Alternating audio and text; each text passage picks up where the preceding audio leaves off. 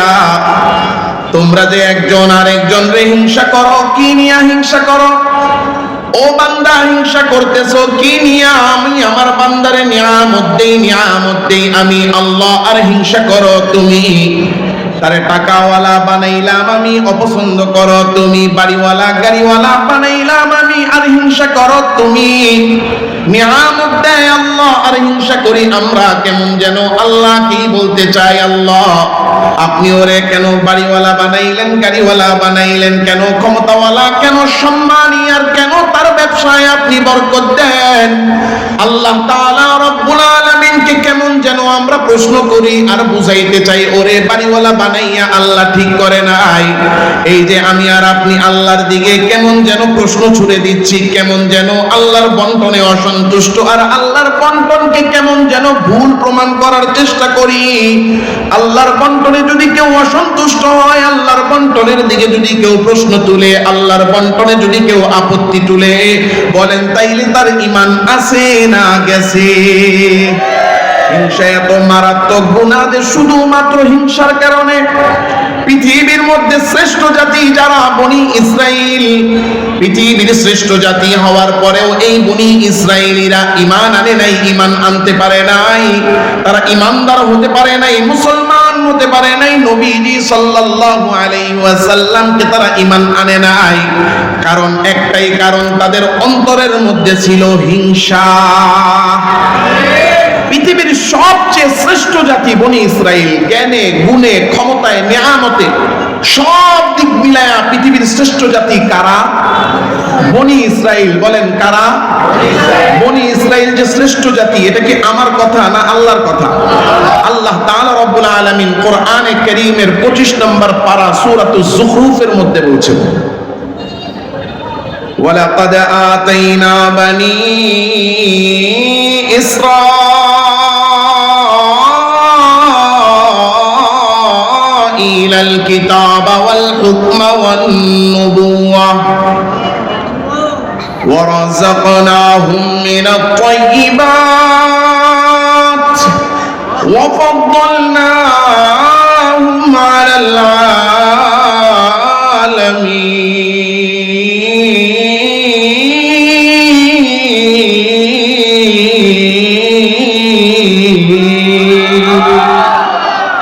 আমার আল্লাহ ডাক দিয়ে বলেন, বনি ইসরাইলকে আমি নিয়ামত দিয়ে পৃথিবীর মধ্যে শ্রেষ্ঠ জাতি বানাইছি।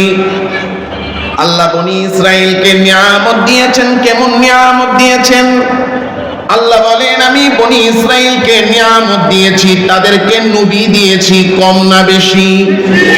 কেমন বেশি নবী আল্লাহ দিলেন? আল্লাহ বলেন, পৃথিবীর মধ্যে সবচেয়ে সুন্দর মানুষ যিনি ছিলেন, শুধু সুন্দর মানুষ না, পৃথিবীর সব মানুষের চেয়ে সুন্দর, এবং তিনি নবী হযরত ইউসুফ আলাইহিস সালাম, যাকে আল্লাহ সারা পৃথিবীর সবচেয়ে সৌন্দর্য দিয়েছিলেন। কেমন সুন্দর ছিলেন হযরত ইউসুফ আলাইহিস সালাম?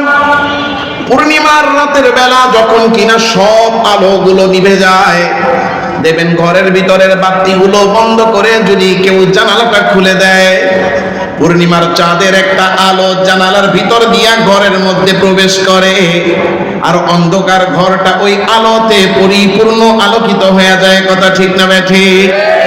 আল্লাহ হযরত ইউসুফ আলাইহিস সালামকে এত সুন্দর করে বানিয়েছিলেন, এত সৌন্দর্য আর এত নূর তার চেহারার মধ্যে দিয়েছিলেন।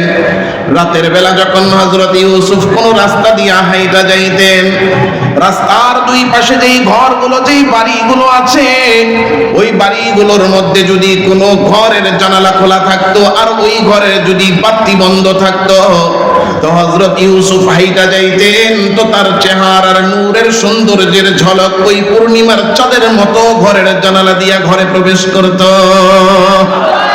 পৃথিবীর সবচেয়ে সুন্দর নবী হযরত ইউসুফ। হযরত ইউসুফ আলাইহিস সালামকে বনি ইসরাইলের মধ্যে নবী হিসেবে পাঠাইছেন কে? আল্লাহ বলেন, বনি ইসরাইলকে আমি আল্লাহ নিয়ামত দিয়েছি নবীর। কেমন নিয়ামত আল্লাহ বনি ইসরাইলকে দিয়েছেন? পৃথিবীর মধ্যে সবচেয়ে সুন্দর কণ্ঠ যেই নবীর ছিল, হযরত দাউদ আলাইহিস সালাম, এমন সুন্দর কণ্ঠ হযরত দাউদ আলাইহিস সালামের ছিল। হযরত দাউদ আলাইহিস সালাম সমুদ্রের পাড়ে বৈশা বৈশা জাবুর তিলাওয়াত করতেন। তার এই তিলাওয়াতের কণ্ঠ এত সুন্দর ছিল, এত মধুর ছিল, যে কণ্ঠের আওয়াজ সমুদ্রের তলে মাছেরা তারা শুনতে পেত। মাছেরা যখন টের পেত দাউদ আলাইহিস সালাম জাবুর তিলাওয়াত করতেছেন, এই মাছগুলো বিমোহিত হয়ে সমুদ্রের তলদেশ থেকে সমুদ্রের পাড়ে আইসা ভিড় জমাইতো দাউদের তিলাওয়াত শোনার জন্য। এই সবচেয়ে সুন্দর কণ্ঠের অধিকারী দাউদ নবীকেও বনি ইসরাইলের নবী হিসেবে পাঠিয়েছেন কে? আল্লাহ বলেন, আমি বনি ইসরাইলকে নবী দিয়েছি। কেমন নবী আল্লাহ দিয়েছেন? পৃথিবীর জমিনে দাঁড়াইয়া একজন নবী সরাসরি আল্লাহর সাথে কথা বলেছেন, যিনি কালিমুল্লাহ হযরত মূসা আলাইহিস সালাম। আল্লাহকে বললেন, আল্লাহ আমি আপনাকে সরাসরি দেখতে চাই। আল্লাহ বললেন, মূসা তুমি পারবা না। বলে, আল্লাহ তারপরে একটু দেখান, চেষ্টা করে দেখি দেখতে পারি কিনা। আল্লাহ বললেন, তুর পাহাড়ে চলে যাও। হযরত মূসা তুর পাহাড়ে চলে গেলেন আল্লাহকে দেখার জন্য।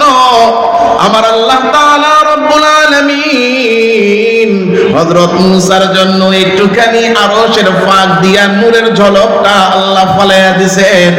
এত নূরের ঝলকে মূসা আলাইহিস সালাম অজ্ঞান হয়ে গেছেন। আল্লাহু আকবার।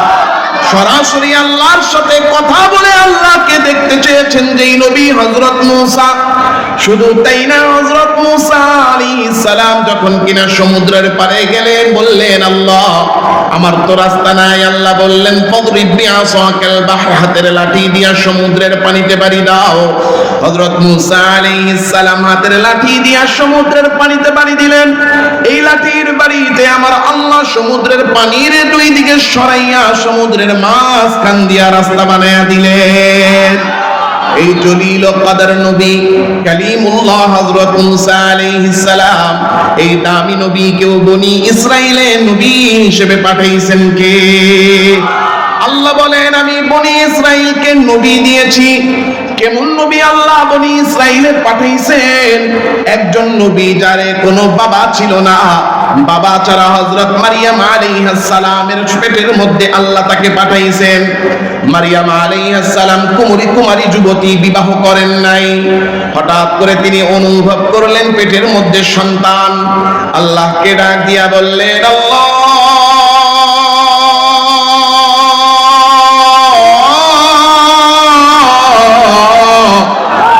মালিক, আমি তো বিবাহ করি নাই, আর কোন পুরুষও আমারে কোনদিন স্পর্শ করে নাই।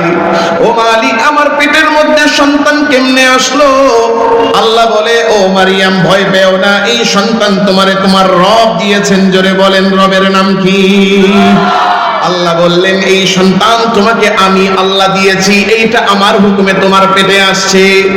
মারিয়াম বলেন, আল্লাহ এই যে সন্তান এটা আপনি দিয়েছেন, আমি যদি সবাইরে বলি বাবা ছাড়া আল্লাহ নিজে এই সন্তান আমার পেটে পাঠাইছেন, তাইলে তো আমার কথা কেউ বিশ্বাস করবে না, আমি তাদেরকে কেমনে বিশ্বাস করাবো? আল্লাহ বলে দিলেন, মারিয়াম তোমার সন্তান যখন জন্ম নিবে, মানুষ এসে তোমার কাছে প্রশ্ন করবে সন্তান কোথা থেকে আসলো, তুমি কোনো জবাব দিবা না। যারাই তোমারে প্রশ্ন করবে তুমি ইশারা দিয়া বইলা দিবা, প্রশ্নটা যেন ওই বাচ্চার কাছেই করে। মারিয়াম আলাইহিস সালাম বলেন, আল্লাহ এমনি এই কাজ করলে সবাই তো পাগল বলবে। বলে, টেনশন করার কাজ তোমার না, তোমাকে হুকুম যা করা হয়েছে তা তুমি পালন করবা। হুকুম পালন করার দায়িত্ব তোমার, আর সমস্যা সমাধানের দায়িত্ব কার? হযরত মারিয়াম আলাইহিস সালাম সন্তান জন্ম দিলেন। ছোট্ট শিশু মাত্র ভূমিষ্ঠ হয়েছে, দোলনার মধ্যে দোল খাইতেছে, পুরো এলাকার মধ্যে ছড়ায় গেছে মারিয়াম বাচ্চা প্রসব করেছে। দৌড়ে এসে সব বলতে লাগলো, ইয়া উখতা হারুন মা কানা আবুকি ইমরাআ সাউইন ওয়া মা কানাত উম্মুকি বাগিয়া। ও হারুনের বোন মারিয়াম, আমরা তো জানতাম তোমার বাবা ভালো, তোমার মাও ভালো। ও মারিয়াম, তোমাকেও তো উত্তম চরিত্রের অধিকারিণী বলে আমরা জানতাম, এত ভালো তোমাকে আমরা মনে করতাম, কিন্তু তুমি কেমনে এই কাজটা করলা? কোন কাজ করলাম? এই বাচ্চা তুমি কেমনে জন্ম দিলা? মারিয়াম আলাইহিস সালাম কোনো উত্তর দেন না, কারণ তারে উত্তর দিতে নিষেধ করে দিয়েছেন কে? ফাআশারাত ইলাইহি, হযরত মারিয়াম ইশারা দিয়া বলে, আমার কাছে কোনো প্রশ্ন কইরো না, আমি কোনো জবাব দিব না। তোমাদের যদি কোনো প্রশ্ন থাকে ওই দোলনায় দুলতে থাকা শিশুর কাছে প্রশ্ন করো। অলু কাইফা নুকাল্লিমু মান কানা ফিল মাহদি সাবিয়া। ও মারিয়াম, আমরা তো ভাবছিলাম তোমার চরিত্র খারাপ হইছে, এখন দেখি তোমার মাথাও খারাপ হইছে। তুমি ইশারা দিয়া বলো বাচ্চার কাছে জিজ্ঞাসা করতে। এই বাচ্চার মাত্রই জন্ম হলো, ও তো কথাও বলতে পারে না, জন্ম কেমনে হয় তাও জানে না, বুঝে না, ওরে প্রশ্ন করলে ও উত্তর কেমনে দিবে? হযরত মারিয়াম আলাইহিস সালামকে তিরস্কার করে একবার মারিয়ামের দিকে তাকায় আর একবার দোলনার শিশুর দিকে তাকায়। যখনই দোলনার শিশুর দিকে তাকায়, আমার আল্লাহ ওই শিশুর জবান খুলে কথা বের করে দিলেন। ক্বালা ইন্নী আবদুল্লাহ,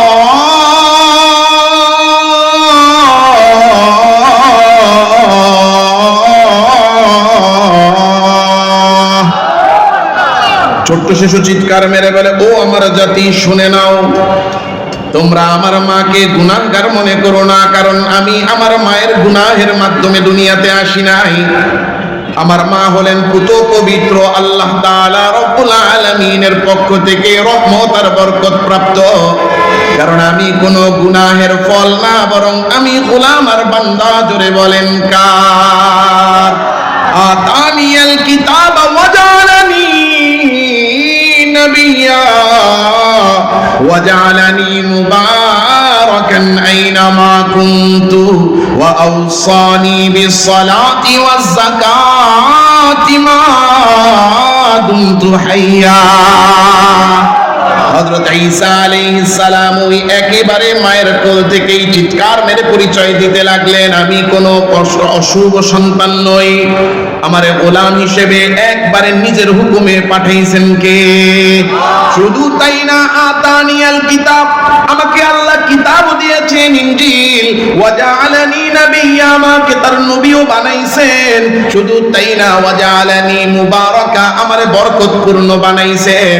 কেমন বরকতপূর্ণ বানাইছেন? হযরত ঈসা আলাইহিস সালাম একটা মরা প্রাণীরে খালি বলতো আল্লাহর হুকুমে জীবিত হয়ে যা, তিনি মরা প্রাণীরে জীবিত হইতে বলতেন, সাথে সাথে মরা প্রাণী জীবিত হয়ে দৌড়ানো শুরু করে দিত। এই ঈসা রূহুল্লাহ এত জলিল কদর নবী, তারেও বনি ইসরাইলের নবী হিসেবে পাঠাইছেন কে? তাহলে বলেন তো, বনি ইসরাইলে আল্লাহ নবী দিলেন কম না বেশি? ছোট ছোট না বড় বড়? পৃথিবীর যত জলিল কদর নবী, দাউদ আলাইহিস সালাম, সুলাইমান আলাইহিস সালাম, ইয়াহইয়া আলাইহিস সালাম, জাকারিয়া আলাইহিস সালাম, মুসা আলাইহিস সালাম, ঈসা আলাইহিস সালাম, সব নবীদেরকে বনি ইসরাইলে পাঠাইছেন কে? আল্লাহ। তাহলে আল্লাহ বলেন আমি বনি ইসরাইলকে নবী দিয়েছি। নবীর নিয়ামত, নবুয়তের নিয়ামত বনি ইসরাইলে আল্লাহ কম দিবেন না বেশি দিবেন? তাহলে এক নাম্বার নিয়ামত নবী। বলেন এক নাম্বার নিয়ামত কম না বেশি? আল্লাহ বলেন বনি ইসরাইলকে আমি কিতাব দিয়েছি। কি দিয়েছেন? আসমানি 100টা সহিফা আছে, এর বাইরে বড় বড় আসমানি কিতাব কয়টা বলেন তো? সবাই জোরে চিৎকার মেরে বলেন যে আসমানি বড় কিতাব কয়টা? আসমানি 4টা কিতাবের মধ্যে একটা কিতাব তো হলো কোরআন। কোরআন ব্যতীত আর যেই 3 কিতাব আছে, জাবুর, ইনজিল, তাওরাত, তাওরাত, জাবুর, ইনজিল, তাহলে আসমানি 4 কিতাবের মধ্যে কোরআন ব্যতীত আর কিতাব কয়টা? জাবুর দিয়েছেন দাউদ আলাইহিস সালামকে, তিনি বনি ইসরাইলের নবী, তাহলে জাবুর কিতাব বনি ইসরাইলদেরকে দিয়েছেন। তাওরাত দিয়েছেন মুসা আলাইহিস সালামের উপরে, তিনিও বনি ইসরাইলের নবী, তাইলে তাওরাত কিতাব বনি ইসরাইলকে দিয়েছেন। ইনজিল দিয়েছেন হযরত ঈসা আলাইহিস সালামকে, তিনিও বনি ইসরাইলের নবী, ইনজিল কিতাব বনি ইসরাইলকে দিলেন। তাহলে আউযু বিল্লাহি মিনাশ শাইতানির রাজীম। বিসমিল্লাহির রাহমানির রাহিম।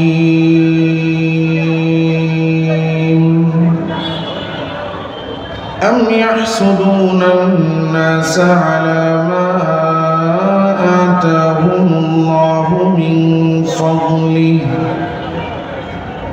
فقد آتينا آل إبراهيم الكتاب والحكمة وآتيناهم ملكا عظيما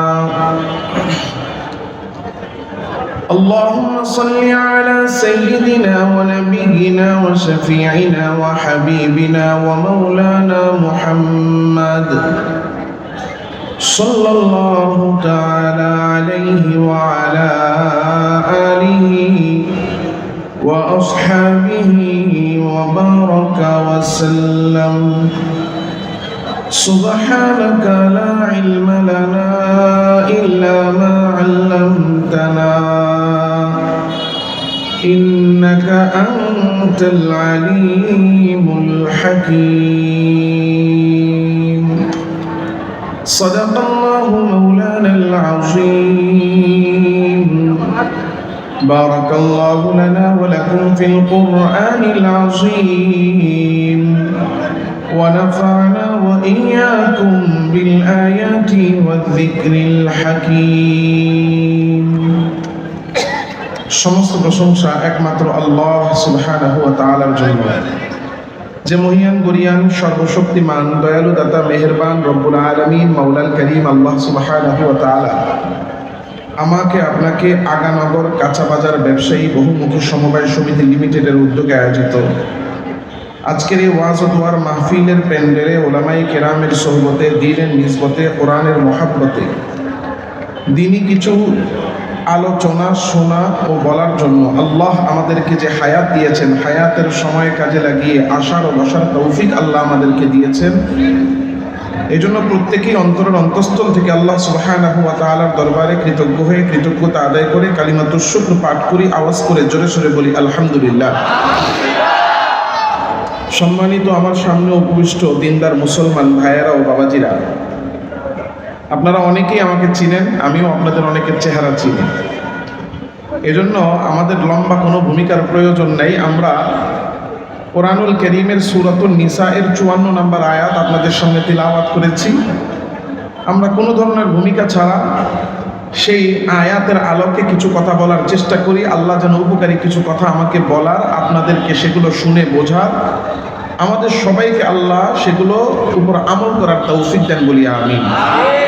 পৃথিবীতে আমরা যত মানুষ আছি, ছোট বড় পুরুষ নারী, প্রত্যেকটা মানুষ সুখ এবং শান্তি চায়।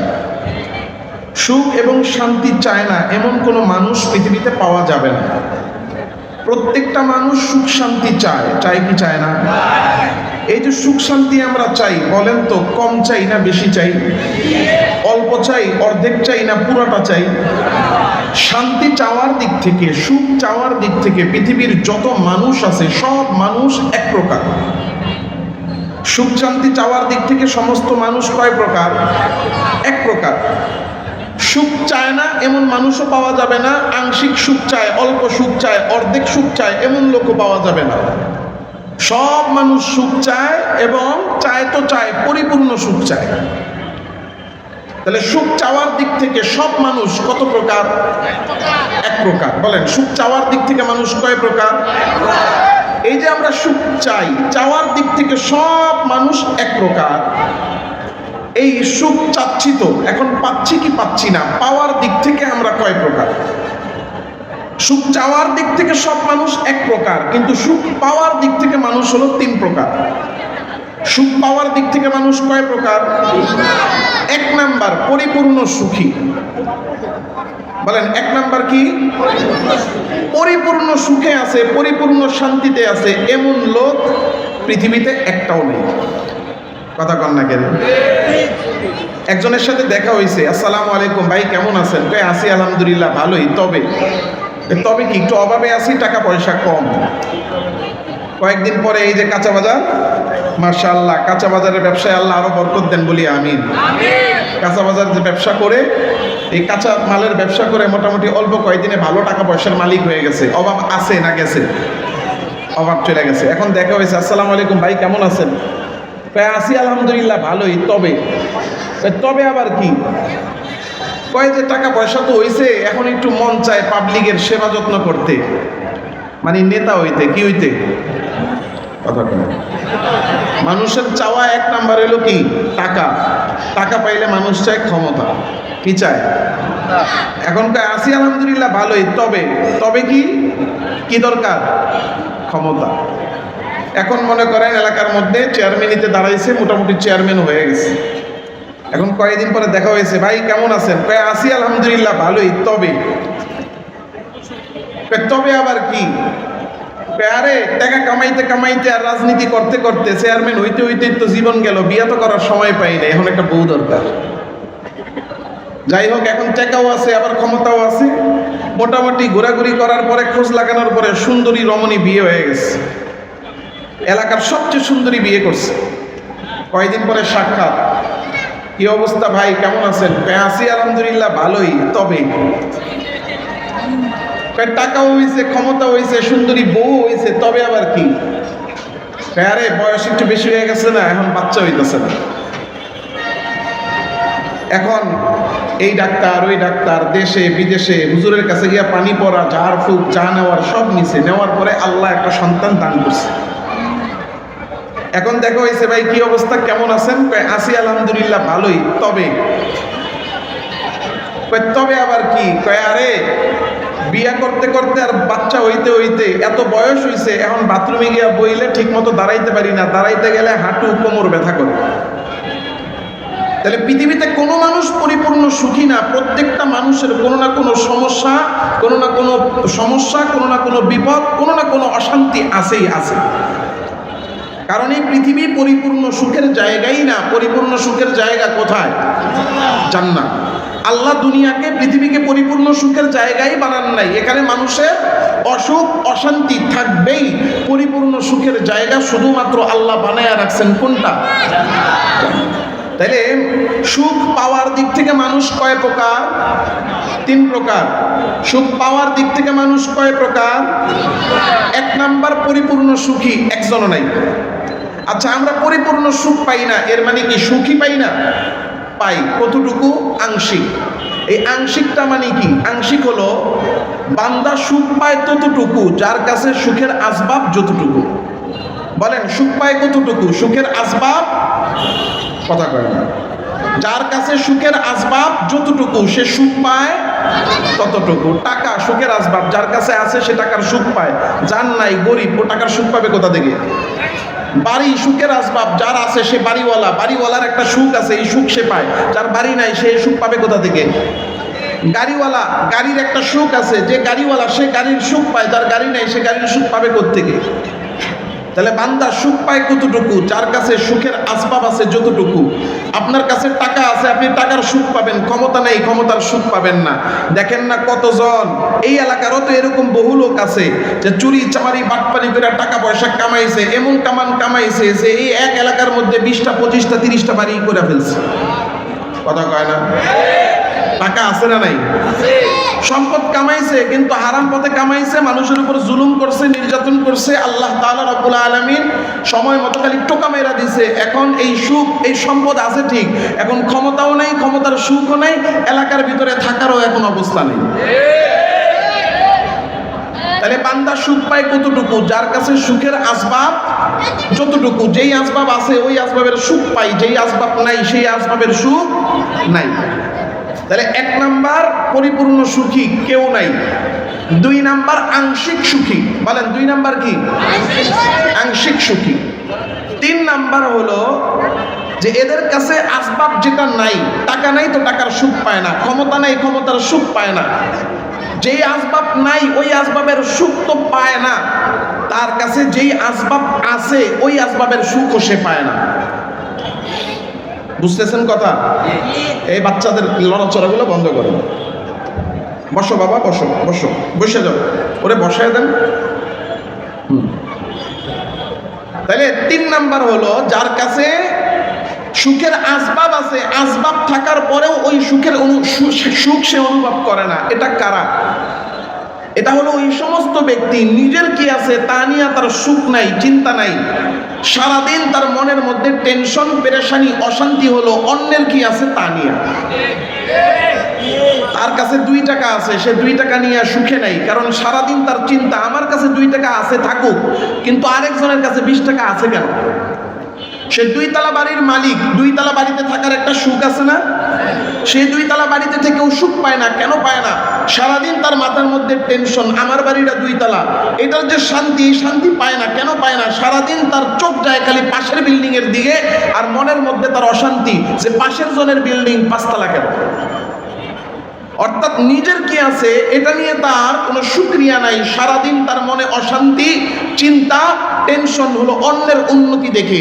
এই যে অন্যের উন্নতি, অন্যের ভালো, অন্যের কল্যাণ সহ্য করতে না পারা, এটাকে বলা হয় হিংসা। বলেন তো এই হিংসা আমাদের মধ্যে আছে না নাই? অন্যের ভালো সহ্য করতে যারা না পারে, হিংসা যারা করে, অন্যের ভালো দেখে, অন্যের কল্যাণ দেখে, অন্যের উন্নতি দেখে যারা মনে মনে অপছন্দ করে, হিংসা করে, এই হিংসাটা হইলো একটা আগুন। বলেন হিংসা কি?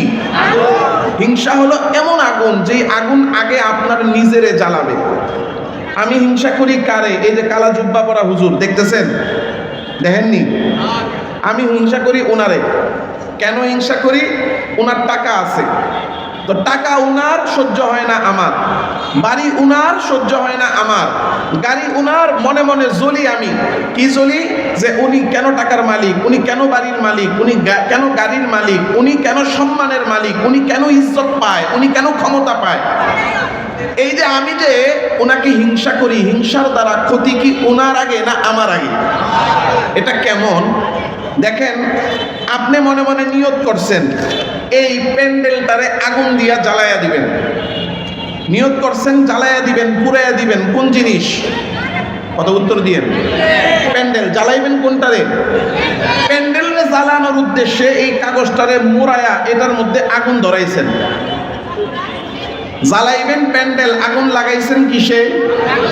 কাগজে। এখন বলেন, এই যে কাগজে আপনি আগুন জ্বালাইলেন, কাগজে আগুন জ্বালানোর পরে প্যান্ডেল পুড়বে না কাগজ পুড়বে? এই কাগজ যতক্ষণ পর্যন্ত প্যান্ডেল পর্যন্ত না যাবে ততক্ষণ পর্যন্ত প্যান্ডেলের কোনো ক্ষতি হবে না।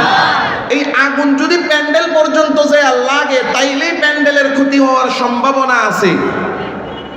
ওই পর্যন্ত না গেলে এই কাগজ নিজেই কিন্তু পইরা জইলা ছারখার হয়ে একবারে ছাই হয়ে যাবে। ঠিক তেমন ভাবে আমি আর আপনি যে অন্য মানুষকে হিংসা করি, এই মনের হিংসা যতক্ষণ মনে আছে ততক্ষণ তার কোনো ক্ষতি হবে না। মনের হিংসা মন থেকে যদি মুখে আসে, মানে ওই পর্যন্ত গিয়ে যদি লাগে, মনের হিংসা মুখে আসলে আমি তার বিরুদ্ধে 2টা মিথ্যা কথা বললাম, তারে অপবাদ দিলাম, তারে 2টা গালি দিলাম, তাইলে সে কষ্ট পাবে, ক্ষতি হবে, নাইলে তার ক্ষতি হবে না। মনের হিংসা যদি হাতে আসে, হাত দিয়া চান্স পাইয়া 2টা ধাক্কা মারলাম, একটা ঘুষি মেরা দিলাম, ওনার একটা সম্পদ ক্ষতি করে দিলাম, তাইলে ওনার ক্ষতি হবে, নাইলে ওনার কোনো ক্ষতি হবে। কিন্তু আমি যে হিংসার আগুন মনে জ্বালাইলাম, এটার দ্বারা 24 ঘন্টা আমি যতবারই ওনার দিকে তাকাবো ততবারই আমার মনের মধ্যে অশান্তি, যে ও বাড়ির মালিক কেন, ও গাড়ির মালিক কেন, ও কেন টাকা কামাচ্ছে, ও কেন সম্মান পাচ্ছে, মানুষ ওরে কেন সালাম দেয়, মানুষ ওরে কেন ইজ্জত দেয়। এই যে জ্বলনটা, এই আগুনটা আমার অন্তরের মধ্যে জ্বলতে থাকবে, যার কারণে আল হাসিদু ইয়াহতারিকু বিনারি হাসাদি, কোন ব্যক্তি যখন হিংসা করে, এই হিংসার কারণে হিংসার আগুনে নিজে জ্বলে পুড়ে শেষ হয়ে যায়। তাহলে হিংসার দ্বারা মানুষের জীবন থেকে শান্তি নষ্ট। বলেন 1 নম্বরে হিংসার দ্বারা মানুষের জীবন থেকে কি নষ্ট? শান্তি নষ্ট। বলেন কি নষ্ট? হিংসার দ্বারা মানুষের জীবন জীবন থেকে 1 নাম্বার ক্ষতি যেটা হয় সেটা হলো মানুষের জীবনের শান্তি নষ্ট। 1 নাম্বার ক্ষতি, আমি যদি কাউরে হিংসা করি আমার কি নষ্ট হবে? শান্তি নষ্ট হবে। 2 নাম্বার, হিংসার দ্বারা মানুষের ঈমান নষ্ট। হিংসার দ্বারা কি নষ্ট হয়? ঈমান নষ্ট হয় কেমনে? দেখেন, হিংসা যে আমরা করি, কি নিয়ে করি? উনার টাকা আছে, টাকা হয় উনার, অপছন্দ করি আমি। আচ্ছা, এই যে টাকা যে উনার হইল, এই টাকা কি আমি দিছি না আল্লাহ দিছে? উনি বাড়িওয়ালা, বাড়িওয়ালা উনি, হিংসা করি আমি, তো উনি যে বাড়িওয়ালা, উনারে বাড়ি কি আমি দিছি না আল্লাহ দিছে?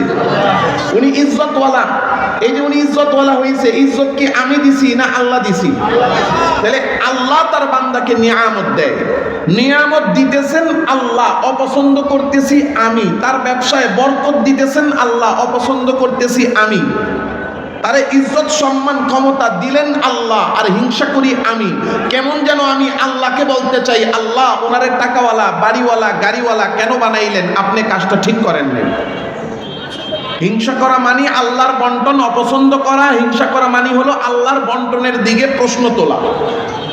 আল্লাহর বন্টনকে যদি কেউ ভুল মনে করে, আল্লাহর বন্টনে যদি কেউ প্রশ্ন করে, আল্লাহর বন্টনে যদি কেউ অসন্তুষ্ট হয়, ঈমান আছে না গেছে? জোরে বলেন, আছে না গেছে? আমার কথা না আল্লাহর কথা? আম ইয়াহসুদুনান নাসা আলা মা